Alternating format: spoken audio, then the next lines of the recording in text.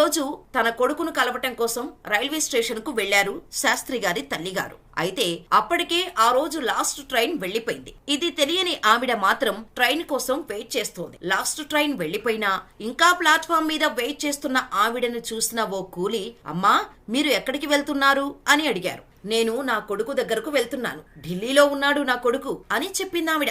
అయ్యో అవునా, ఈ రోజు ఇక రైలు రాదమ్మా అని ఆ కూలీ సమాధానం చెప్పాడు. దానికి ఆవిడ ఇంటికి తిరిగి వెళ్లలేను, ప్లాట్ఫామ్ పై ఉండలేను ఎలా అనుకుంటున్న ఆమెను తీసుకుని వెళ్లి వెయిటింగ్ రూమ్ లో ఉండమని సలహా ఇచ్చాడు ఆ కూలీ. అంతేకాదు, అయినా తల్లి రైలు ప్రయాణం పెట్టుకుంటే కొడుకు ట్రైన్ ఎన్నింటికి ఉంటుందో కూడా చెప్పలేదా అని కొంచెం కోప్పడ్డ ఆ కూలీ, మీ అబ్బాయి ఢిల్లీలో ఏం చేస్తారు అని అడిగాడు. దాంతో రైల్వేలోనే పనిచేస్తున్నాడు బాబు అని సమాధానమిచ్చింది ఆ తల్లి.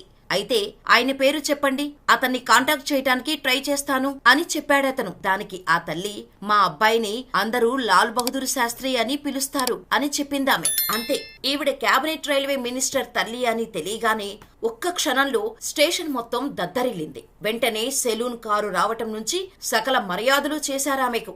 ఆమె ఢిల్లీకు వెళ్లటానికి రైల్వే శాఖ అన్ని ఏర్పాట్లు చేసింది. అయితే ఇవేమీ లాల్ బహదూర్ శాస్త్రికి తెలియదు. ఢిల్లీ వెళ్లిన తర్వాత కొడుకును కలుసుకున్న ఆమె, అబ్బాయి నీవు రైల్వేలో ఏం పని చేస్తావు అని అడిగింది. ఇటువంటి సంఘటనలు ఎన్నో ఉన్నాయి శాస్త్రి జీవితంలో. క్యాబినెట్ మినిస్టర్ అయినా రైల్వే పని చేస్తానని మాత్రమే చెప్పుకున్న సింపుల్ మనిషి ఆయన. ప్రేమ, పెళ్లి, ఉద్యోగం, ఆరోగ్యం ఏ సమస్యలైనా కేవలం మీ ఫోటో మరియు చేయి చూసి ఉచితంగా జ్యోతిష్యం చెప్పబడును. ఈ కింది నంబర్ను సంప్రదించండి.